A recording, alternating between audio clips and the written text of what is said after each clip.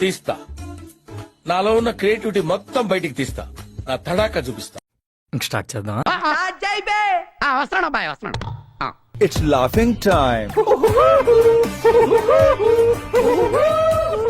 23 ఎమ్మెల్యేలు ఉన్న టీడీపీని పట్టుకుని చంద్రబాబు గారిని అసెంబ్లీలోనే ఒక్క 4-5 లాగేస్తే నీకు ప్రధాన ప్రతిపక్షం కూడా ఉండదు హోదా. ఎందుకు సార్ పాతగాయని మళ్ళీ రేపుతారు? ఎందుకు మార్పు వచ్చింది? బుద్ధి పుట్టింది చేసుకోమన్నటువంటి వ్యక్తులకి ఏం బుద్ధి పుట్టింది సడన్ గా? ఇదొక హఠాత్ పరిణామం, ఎవరు ఊహించినటువంటిది. ఏం జరిగింది? ఏం జరిగింది? ఏం జరిగింది? జగన్మోహన్ రెడ్డి గారు వాస్తవంగా రేపు కడప వెళ్ళిపోవాలి. హెలికాప్టర్లోనో జెట్లోనో స్పెషల్ హెలికాప్టర్స్ ప్రయాణాలు ముఖ్యమంత్రి లాగే చేస్తున్నారు ఇప్పుడు కూడా. బెంగళూరు తాడేపల్లి ప్యాలెస్ మధ్య తిరుగుతూ సీనియర్ లెజిస్లేటర్స్ ఒకరిద్దరు ఆయనతో సన్నిహితంగా మాట్లాడగలిగిన వాళ్ళు చెప్పింది ఏంటంటే, వాళ్ళు మూవ్ చేశారనుకోండి డిస్క్వాలిఫై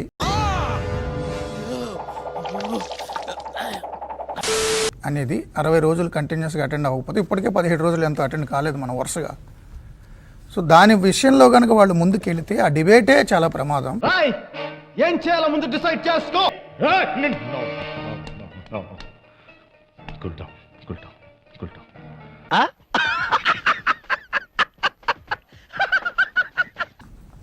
డిస్క్వాలిఫై అవుతారంట, ఉప ఎన్నికలు వస్తాయంట, డిస్క్వాలిఫై అవుతారంట, ఉప ఎన్నికలు వస్తాయంట. ఉన్న 11 సీట్లలో ఊహిస్తేనే భయంకరంగా ఉంది. పులివెందులు ఓకే 68,000 మెజారిటీతో గెలిచాం, మళ్ళీ అలా గెలుస్తాం. Hats off, ఒప్పేసుకున్నాం. సో ఈ రకంగా మనం ఉప ఎన్నికలు ఎదుర్కోవడం కష్టము. ఆ టెన్షన్ నాకు ఉంది రోయ్. 4-5 సీట్లు పోయినా కానీ ఇక పార్టీ ఆశలు వదులుకోవాల్సి వస్తుంది. రిస్క్ వాళ్ళకి మనం ఆ ఛాన్స్ ఇవ్వద్దు. ఒకసారి అటెండ్ అయ్యి వద్దాము.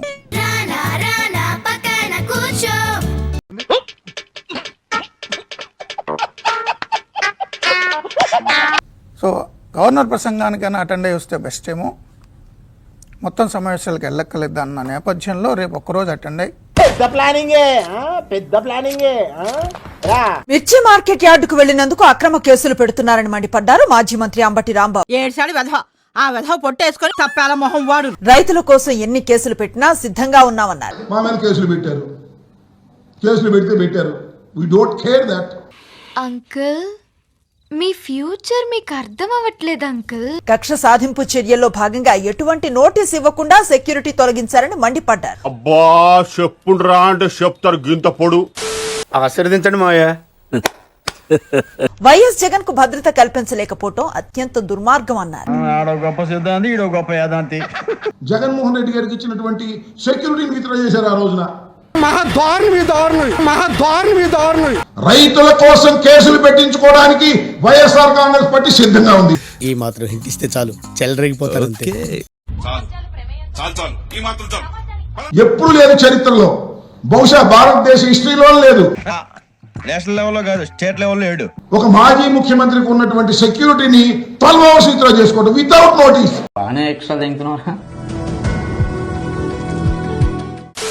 కనీసం నోటీస్ కూడా ఇవ్వకోకుండా ఎవరైనా ఉంటే నోటీస్ ఇస్తారు.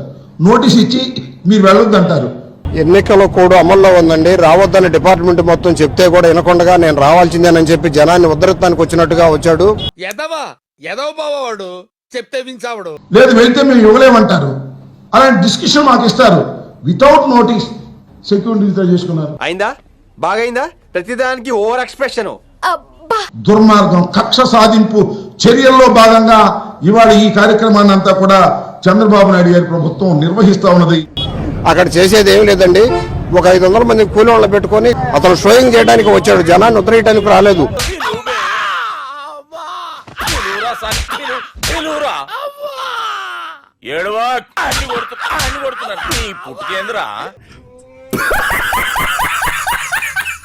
కూటమి అభ్యర్థిని ఓడించే వారికే ఓటు వేయండి, అది మా నినాదం. దుర్మార్గమైన కూటమి అభ్యర్థుల్ని ఓడించే వారికే ఓటు వేయండి. ఎన్నిసార్లు చెప్పాలరా నీకు? ఇదేనా కేబినెట్ మీటింగ్ అనుకున్నావా? ఏదో వాట వేసుకుని పని మళ్ళీ ఎదవని. ఎందుకు దుర్మార్గమైంది కూటమి అంటే ఎందుకు? నిరుద్యోగ భృతి ఎగ్గొట్టింది, ఉద్యోగాలు కల్పించలేదు, గ్రూప్ 2 ఎగ్జామ్స్ లో కూడా నాటకం ఆడింది. నాతో చెప్తే చెప్పావు కానీ ఎవరితో చెప్పకు, ఎవరు నమ్మరు. ఇలాంటి నాటకం ఆడే వాళ్ళకి డిగ్రీ చదివిన వాళ్ళు ఓటు వేయొచ్చా? అసలు ఏంట్రా నీ ప్రాబ్లం? రైతు నష్టపోకుండా ఉండే విధంగా చేసినటువంటి ఘనత మాది కాదా? ఈ మాట ఎక్కడైనా చెప్పుకో, అలాగే నమ్మితే కర్మ. మేము చేయకుండా చేస్తాం. 5 సంవత్సరాలు ముఖ్యమంత్రిగా పనిచేసినటువంటి జగన్మోహన్ రెడ్డి గారు 5 సంవత్సరాలు ఉద్ధరించిన వరకు చాలు, జనాన్ని బాగు చేసిన వరకు చాలు.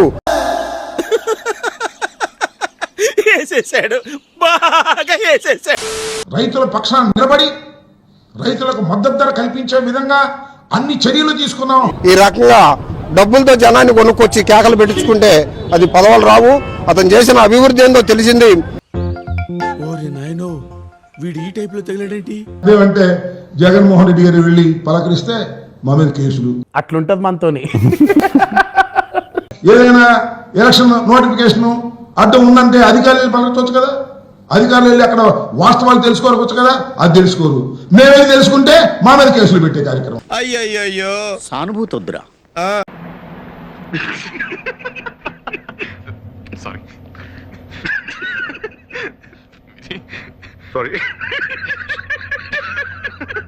జగన్మోహన్ రెడ్డి గారు వంశీ గారిని పలకరించడానికి వెళ్ళారు కదా, దానికి మాత్రం ఎలక్షన్ కూడా వర్తించదు. అండ్ ఎవరికైనా చూపించండి రా, వదిలేయకండి రా బాబు అని అలాగా కూర్చోబెట్టి చెప్పండి రా. ఈ కార్యక్రమం ఇంతటితో సమాప్తం.